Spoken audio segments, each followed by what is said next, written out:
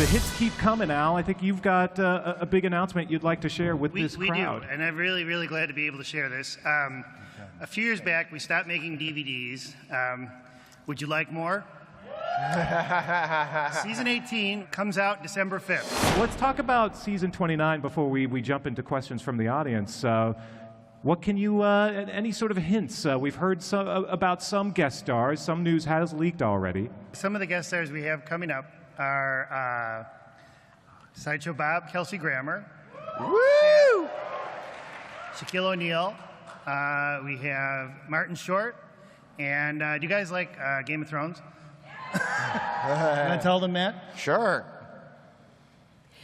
Oh, I want to tell them. His name is Nikolai Coster-Waldau, a.k.a. Jamie Lannister.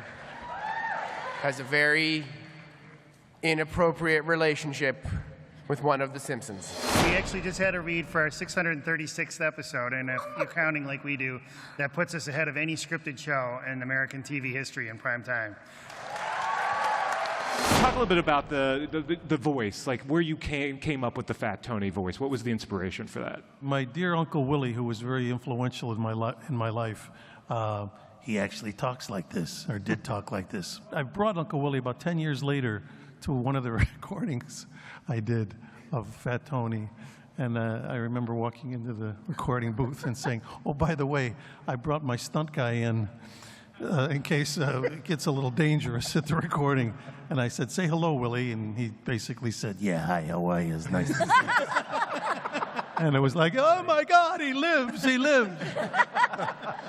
Let's open up the crowd. And I'm sure you've got a few questions for this fine, illustrious panel. So let's kick it off. What will the future ideas of the couch gags on The Simpsons will be? We're pleased to announce, this was already mentioned on another panel, we're doing a Bob's Burgers couch gag. We love that show, and we got some other surprises coming up, including Bill Plimpton. Yes. No doubt going to do another one. I have a question about how you guys reacted to the news that Homer was going to be inducted into the International Baseball Hall of Fame. That their standards had really declined.